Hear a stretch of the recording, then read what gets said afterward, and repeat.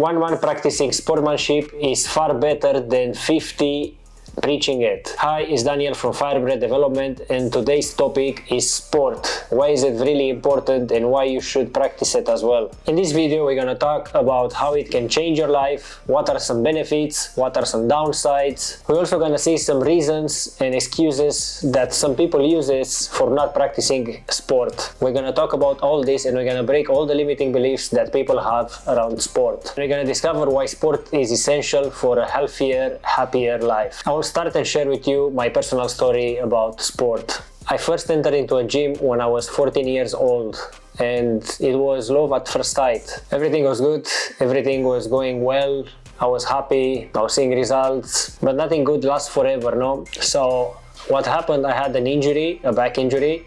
I was working actually in a gym at one point and I fell down from a ladder. I got back up. I didn't felt anything at the moment, and I just kept training. And when I did a back exercise and I lifted 80 kilograms barbell, something snapped. I couldn't move anymore. Anyway, the training period was from the age of 14 until I was like 20. So I got about 6 years of consecutive trainings, sometimes 5 times a week, sometimes 6. I had at one point even 2 weeks in a row with no break. And after this accident, I got the worst medical advice anyone could get. And I stopped gym for about 1 year. But I will tell you now why it was the worst advice ever. What do you think it can happen to someone that trains 6 years in a row with very little break, in a very good shape and all the rest? Well, I'm gonna tell you. I got muscle atrophy, like I shrinked a lot from my size that I was at the moment. I lost all my gains, everything. I became miserable because I was not doing any kind of movement. I became depressed, and all this because of a bad advice that I received from the doctor at that time. The doctor told me at that time that I'm not gonna be able to lift from that time on not even 5 kg anymore because I'm gonna risk to end up in a wheelchair. They scared me really badly, and after he said I'm not gonna be able to do any sports. I'm not gonna be able to do not even running or jogging because I'm gonna shake my spine and the disc herniation will get worse, and again I'm gonna end up in a wheelchair. The diagnostic was disc herniation and another physiotherapy at that moment. So a different consultation at physiotherapy, or I was doing some exercises, told me that she had a cousin that the same, he had a disc herniation when he was young, like 20 years old or something, and he took really good care of that, his condition. He was doing recovery exercise all the time. He was like taking care of himself. He was not lifting anything heavy, but when he reached the age of 30, he still needed a chirurgical intervention because she said something like, this condition is only degrading and you're basically never recovering ever. That's what they told. Now, I'm 33 years old now, so I'm over that age that she said. So I'm over 10 years with this condition, and I'm doing fine. I have some limitations, but I'm not, definitely don't feel like it's that bad as they said. And I think if I wouldn't stop at that moment when they told me to stop everything, and I would just continue doing recovery and lifting like light weights and more reps and just keep my muscles on, I think it will be better. Because imagine after 1 year and I stopped, what could happen if all your muscle atrophy, you don't get any more support for your spine and cartilages. So actually I had, initially the pain was at my lower back, but then because of these years that I stagnate, my pain somehow went in my middle back and in my upper back. So after that, after taking care of myself and taking their medical advice from that time, so that's 13 years ago or something like that, I basically end up worse from what they told me. So anyway, I realized that I was like very miserable and in a bad stage, unhappy, like everything was like crashing around me. So I just said, you know, I'm just gonna go back in gym and I'm just gonna do like very light weights, even 5 kilos, but you know, just for the pump, doing like 30-40 reps. But I just can't stay like that anymore. I was missing it so much, and I think I was used to that dopamine hit that the training gives you, and I was not having it anymore anyway. So I went back to the gym. That was some crazy advice that affected my life in a bad way, because I trusted the medical advice that I got at that time, and I didn't know any better, and also I didn't do any research by myself. In that year that I stopped, my spine even had a tendency to be rectilinear. That means that when your spine has that tendency to be like a straight line instead of being an S, the spine should be like an S shape, and if it stays in a line, like in a straight line, it's not good. It affects your movement, it affects a lot of things that are definitely not good. For many years I had discomfort in my sleep because of this. I couldn't stay in one position all night, and the discomfort was so bad that I was moving while I was sleeping, like I was turning from one side to another up to 10 times a night. Anyway, after I decided to go back to gym and with very light weights, I started immediately feeling better, like instantly almost. The next day I was feeling better. So I realized something is wrong here, something's not good. So I still kept going to the gym since then. Of course, I had along the way on and off from gym, but in general, since that time, I started going back into the gym whenever I felt or whenever I needed. And I tried to be as constant as I could, but the most constant I'm for the past 4 years. End of the story. Now, why did I share this story with you? It's not because I want you to feel sorry for me. It's just so you can relate or to understand. If I went back to the gym and I feel better, and I have this back injury and my back hurts, my lower back hurts, my middle back hurts, my upper back hurts, even to this day, it's never really going away. But when I'm going to gym, it's definitely much better. So if I can do it, and if I can go and keep moving while having a full-time job and also filming these YouTube videos, that, believe me, they are time consuming and takes me a while until I edit them and everything like that. So if I can find time with my busy schedule, what's your excuse? That was the whole idea. Please don't take this the wrong way. I don't want to feel like I'm saying I'm better than you in any way or better than anyone in general. No, that's not the point. The point is trying to motivate people and try to make them understand that sport is really important, and especially if you have an injury, I think you should move. Of course, you should not do exactly the same as a normal person or as a healthy person, but you should find your way around and find a different way of training, but definitely you should keep moving.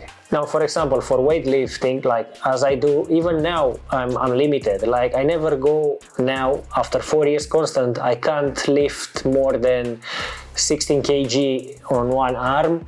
I can't, and I'm never doing chest press with more than 40 kg. So this is my limit. The rest is just very lightweight and a lot of reps. I don't go past these weights that I just mentioned because I feel my back is still fragile and it can't handle, because the condition that I have, it's permanent. It is actually not getting better. The whole idea is to adapt the sport to your limits, but keep moving. Remember when I was telling you, the doctor told me I'm not gonna be able not even to run or things like that. Well, guess what? When the pandemic hit and we were not allowed to go out from the house unless you go for essential shopping or to walk your dog or for doing sports. So because I was bored, I just started running and I was okay. Now, I'm not running very consistently, but I did run about, 20 times maybe since, and I'm perfectly fine. Disclaimer: you should know your condition well. I'm not saying now everyone should do sport no matter what. I mean, in a way they should, but you should know your condition, you should know your limits, you should adapt the sport to your limits. The way I adapted my weights to the gym, and also I excluded some exercises that I never done them since then because it affects my back, so I eliminate them completely. And the way I'm doing now is very personalized and very lightweight, and it's more like a recovery now, and just to keep my muscles in tension a bit. For example, after I went back to the gym after that incident for the first time after 1 year, and when all my muscles was atrophied, I started with 4 kg or something like that, and it took me months and months and months, or maybe 1 year, until I reached now the weight of 14-16 kg maximum on one arm. So please be careful. The whole idea of this video is that you should try to add movement and sport to your life for your well-being, for your mental health, and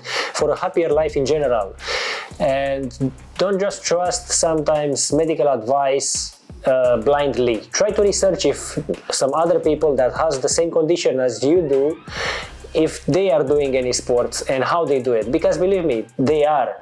And I think it's much better than you just sitting and accepting your situation. Here are some excuses and limiting beliefs some people use. I will try to break them down now for you. Okay, now here are some reasons that people use. Reason number 1, I don't have the time. Believe me, there are people much more busier than you, and they still make time. It's all about your priorities and your habits. I don't have enough money for membership. Again, I'm really sure you have the money for other things that are not as important. By the way, I know people that are really busy, they have a business, they have kids, and they still make time to train at least 3-4 times a week. Some others, they even run alongside these trainings, and they say to me the amount of money that they make is higher when their fitness is better. It's somehow connected. So you don't have enough money, maybe you should train more consistently. Another reason could be I have an injury is another reason. Well, we just discussed this when I shared my story.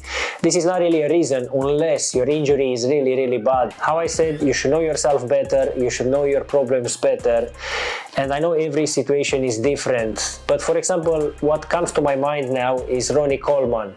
Ronnie Coleman was a Mr. Olympia 7-8 times or more, I don't remember, and he had a really bad back injury. He had a surgery, and if you've seen him now, if you know him, he's using walking aids and he's still back into the gym. He did that as soon as he could. After his intervention, he just went back to the gym. So it's not true that sometimes after you have an injury, or like how Ronnie Coleman had this severe and serious surgery on his back, and he's still back on the grind now. So you know yourself better. Of course, I'm not speaking here about the people that they're really in a bad situation and nothing can be done. Another reason, I'm too tired after work to work out. The only moment you could struggle is in the first 3 months maybe, until your body adjusts to it, and of course you're gonna be a bit sore and things like that, but you're not gonna die from that. My life is too busy. You don't know what you're talking about. There are entrepreneurs out there that they have businesses, maybe multiple, they have kids, and they work out regularly. Some of them wake up at 5 a.m. to train. You're not busy, you just don't have your priorities set. I have to watch my kids, another reason. As I said before, if there is a will, there is a way. Maybe you should consider training at home. I just remember this quote: if you can't, you must. And if you must, you can. The muscle pain is unbearable. A solution for this will be for you to not train the same group of muscles every day. Try to split them into few categories. Also, the muscle pain is normal, and sometimes it can be a positive indicator you had a good training. And with time it will become easier and more bearable. I'm intimidated by machines. This is a good one. What about other things, like maybe interacting with people? I guess what some people want to say by this is that they don't know how to use some of these machines, and most importantly, I think they don't know how to go and occupy one when he's busy in the gym. The solution for both of these are easy. First of all, try and go ask someone to show you how to use a machine. And believe me, I know we all have this social anxiety, but you need to get over that. And I guarantee you, if you're gonna go and ask some persons, you're gonna get an answer. And you can be a fool just once. After that, you're gonna have knowledge. Or you can also go on YouTube and do a quick research about that specific machine. Ideally, you would do this before going to gym. You would watch some YouTube videos and have an idea what you will train in that day. Or sometimes you might be waiting for a machine, but it looks like it's never free, or someone else gets it all the time before you. This is because in the gym, when you are waiting for a machine, you should go to the person that is using it at the moment and ask him or her, hey, how many sets do you have left here? And they will tell you a number, you know, and after you will say, please let me know after you finish. And if you do this, you will be able to get the machine that you want on that specific day. I've gained so much weight that I'm embarrassed. Believe me when I tell you, we suffer more in our imagination than in real life. No one cares about your weight. We are self-centered people and we are just getting along with our own lives, meaning they don't care about you, so they will also forget fast. One example that comes to my mind is about a YouTuber that he was speaking about exactly about this concept, that people don't really care about other people, that we are so self-centered and we have our own problems that we don't really give importance to other things. Of course, if something is happening in front of you, maybe you're gonna stop for a bit, for a while, but after that you're going back to living your life and you're just gonna forget about it in 1-2 days, maybe maximum. So what this YouTuber was doing, he just laid down flat in a busy, crowded city center. And guess what? People were just going around him, some of them was laughing, giggling, and just that. But after that, they were all just going along with their life. It's not a big deal. For them, you don't really exist. It's just in our imagination. We suffer in our imagination more than in reality. We care more in our imaginations what people care about us, but the people don't really care about us. So if you understand this concept, you will be more free to do anything, because they don't care about you. We don't care about you. Nobody cares about you. So start taking action and risks and do whatever you feel you want to do. Of course, I'm referring here only to good stuff. I'm not referring to anything bad. I'm not getting any results. Well, I want to tell you just this. Rome wasn't built in a day. This is a quote that represents or means that you need to be patient. Nothing was built in a day. It took time. And usually good things takes time. And I guarantee you, even a beginner has results, but they don't realize it. Even though some results might not be visible immediately, I can guarantee you your body works better, functions better, more oxygen in your blood flow, your organs are happier, and everything is going well. Another thing why you might not see results is because of your diet. If your diet is not adjusted to you, you're never gonna get results. Diet is very important, especially if you want to see the visible results fast. I remember a bodybuilder told me that the diet matters 80%. Another 10% is for sleeping and another 10% is for training. So you see from this example that the diet is most important, more important than sleep and exercise. And some people, they do it completely the other way around. They are putting like 80% on the training and they put the diet just on the 10%. Okay, now here are some benefits of doing sport. Better sleep. A study suggests that exercise and sport triggers chemicals in the brain that can make you feel happier and relaxed. A strong heart, new connections, improved lung function, increased confidence, reduces stress, improved mental health. Sport builds leaders. So as you can see here, it has some really good benefits. You should really consider doing any sport or any type of movement, but do it on a constant basis, so at least 2-3 times a week. Or even if you do it in the comfort of your own home. Let's say you're doing 50 push-ups and 50 squats. Believe me, this will make a really big difference in your life. It's easy once you start doing, so you just need to go there and just start doing it. Just go there and figure it out on the moment. Don't be shy. You don't need to know everything before you start. You're gonna learn along the way. That's how everyone learns. It can help to watch some YouTube before going to gym, or if you are already in the gym, you could ask some people to show you how to do it. Ask someone in the gym to show you. Tell them you're a novice. Maybe ask a foreigner. I know it sounds weird, but for example, in my country, we're used to be more sociable, even in the gym. So everyone was speaking with everyone, we were collaborating all the time, we were just speaking all the time, and we kind of miss that sometimes. You're gonna be surprised if you're gonna go and ask for help, they will be actually very happy to help you. You're gonna be surprised that the biggest, scarier foreigner from the gym might be actually the nicest guy you ever know. Just ask, hey, can you show me how to use this machine? You'll be surprised at the rate you're gonna be learning by doing this, especially because some people are very sociable and very passionate about the subject, and they will give you some very important insights. And if you do this, it will be also good for your social life. Now, of course, you can run into some people that they are busy or they are not sociable at all, but what do you have to lose? It doesn't hurt to ask. And the conclusion is that sport is really important for our health, for our well-being, for our mental health, and that everyone should be doing it. Hope you enjoyed this video. Give it a thumbs up if you like it, give it a thumbs down if you didn't like it, comment, tell me your opinions, and see you in the next one.